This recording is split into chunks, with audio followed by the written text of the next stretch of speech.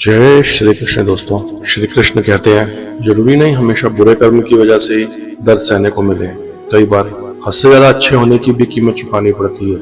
मुझे बहुत कुछ पढ़ना है, कुछ किताबें, कुछ लोग, कुछ आंखें। वक्त तेरा लाख शुक्रिया, जो भी सीखा है तुझसे ही सीखा है।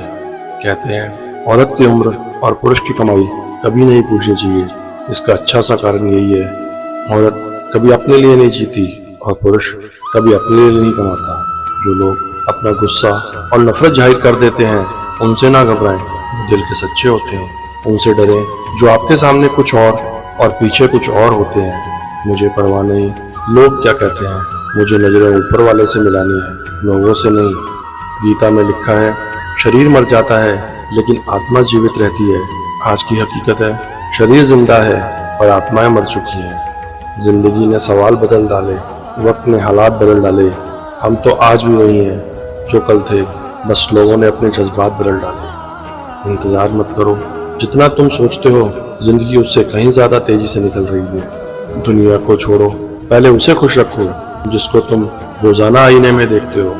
जिंदगी आसान तब होगी जब दूसरों से उम्मीद कम और खुद पर यकीन ज्यादा हो। अपने रिश्तों को उस ताले की तरह बनाओ जिसे हथौड़े की चोट तो मंजूर हो मगर किसी दूसरी चाबी से खुलना मंजूर नहीं। समेट रहे हैं अब खुद को, आखिर कब तक बिखरे रहते हैं। जो बीत गया सो बीत गया, अब क्यों रो रो कर जिंदगी को गुजारे। चेहरे की खूबसूरती पर तो हर कोई फिदा हो जाता है, खूबसूरत दिल को पहचानने का हुनर भी आना चाहिए। जिंदगी खुलकर जीना सीखें, कब और क्यों के चक्रव्यूह से बाहर निकले। श्री कृष्ण कहते हैं ना ये हमारे बिना रुकी है ना रुकेगी। अपनी सोच के बोझ से खुद को आजाद करें। हर रिश्ते का कोई नाम हो ये जरूरी तो नहीं। कुछ लोग फरिश्ते बनकर हमारी जिंदगी में आते हैं और हमें खुशियां देकर बड़ी खामोशी से हमारे गम को लेकर चले जाते हैं। तुलना के खेल में मत उलझो, क्योंकि इस खेल का कहीं कोई अंत नहीं। जहाँ तुलना की शुरुआत होती है वहीं से आनंद और अपमान खत्म हो जाता है। झूठे इंसान की ऊंची आवाज सच्चे इंसान को खामोश कर सकती है, परंतु इंसान की खामोशी झूठे इंसान की बुनियाद हिला सकती है। इंसान अपनी कमाई के हिसाब से नहीं, अपनी करने के हिसाब से अमीर होता है। एक ही समानता है पतंग और जिंदगी में, ऊंचाई में हो तब तक ही वाह होती है। जो आपको नीचे गिराने की कोशिश करता है उस व्यक्ति पर तरस खाओ, क्योंकि वो व्यक्ति पहले से ही तुमसे नीचे है। खुद गलत होकर खुद को सही साबित करना इतना मुश्किल नहीं होता जितना सही होकर खुद को साबित करना। कभी किसी को उतनी ही तकलीफ देना जितनी बाद में खुद बर्दाश्त कर सको। गलती का एहसास ना हो तो कोई सजा भारी नहीं है, और हो जाए तो हर सांस भारी है। पुराने दिनों में घर में अजीब रिश्ता था, दरवाजे आपस में गले लगते थे और अब तो दरवाजे भी अकेले हो गए हैं। फूल चाहे कितनी भी ऊंची टहनी पर लग जाए लेकिन मिट्टी से जुड़ा रहता है, तभी खिलता है। बुझ जाएगी सारी आवाजें, यादें यादें रह जाएंगी, तस्वीरें बचेंगी आंखों में और बातें सब बह जाएंगी। तेरी मर्जी से ढल जाऊं हर बार यह मुमकिन नहीं, मेरे भी वजूद है मैं कोई आईना नहीं। मैं सूरज के साथ रहकर भी भूला नहीं अदब, लोग जुगनू के साथ पाकर मगरूर हो गए हैं। फासले बढ़े तो गलत फहमियां और भी बढ़ गई, फिर उसने वह भी सुना जो मैंने कहा ही नहीं। किसी का दिल दुखाना समुद्र में फेंके गए पत्थर के समान है, वह पत्थर अंदर कितना गहरा जाएगा इसका अंदाजा लगाना मुश्किल होता है। जिंदगी में दो लोगों से दूर रहना, एक मसरूफ और दूसरा मतलबी, क्योंकि मशरूफ अपनी मर्जी से बात करेगा और मतलबी अपने मतलब से याद करेगा। नफरत गुनाह से करो, गुनाह करने वाले से नहीं। शायद तुम्हारी मोहब्बत में आकर वह गुनाह करना छोड़ दे। हम लोग भी कितने अजीब हैं, निशानियां संभाल कर रखते हैं और लोगों को खो देते हैं। अजीब पहेलियां हैं मेरे इन हाथों की लकीरों में। मैं सफर तो लिखा है मगर मंजिलों का निशान नहीं। उजाले अपनी यादों के हमारे साथ रहने दो, न जाने किस गली में जिंदगी की शाम हो जाए। दोस्तों, अगर मेरी ये बातें आपको पसंद आए तो प्लीज लाइक और सब्सक्राइब जरूर कीजिएगा। आइए आपको एक कहानी सुनाता हूँ। एक बार एक शिव भक्त अपने गांव से केदारनाथ धाम की यात्रा पर निकला। पहले यात्रा की सुविधाएं तो थी नहीं, वह पैदल ही निकल पड़ा। रास्ते में जो भी मिलता उससे केदारनाथ का मार्ग पूछ लेता। मन में भगवान शिव का ध्यान करता रहता। चलते चलते उसको महीनों बीत गए। आखिरकार एक दिन वह केदारनाथ धाम पहुंच ही गया।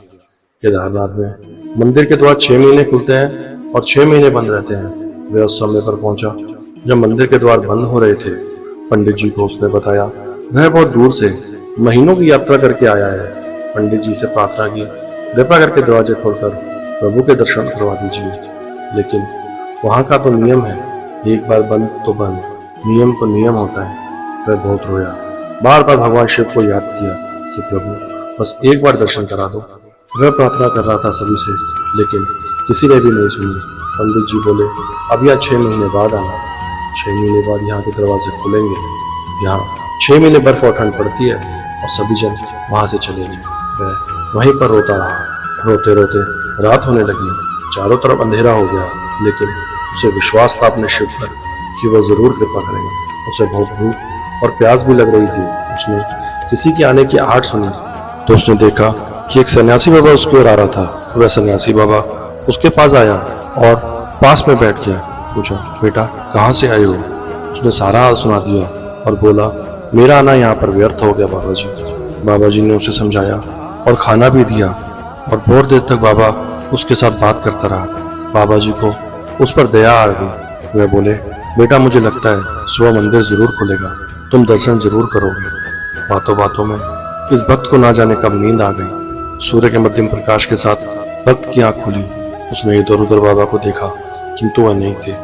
इससे पहले कि वह कुछ समझ पाता, उसने देखा कि पंडित जी आ रहे हैं अपनी पूरी मंडली के साथ। उसने पंडित जी को प्रणाम किया और बोला, कल आपने तो कहा था कि मंदिर 6 महीने बाद खुलेगा और इस बीच कोई नहीं आएगा यहाँ, लेकिन आप तो सुबह ही आ गए। पंडित जी ने उसे गौर से देखा, पहचानने की कोशिश की और पूछा, तुम वही हो ना जो मंदिर द्वार बंद होने पर आए थे, जो मुझे मिले थे?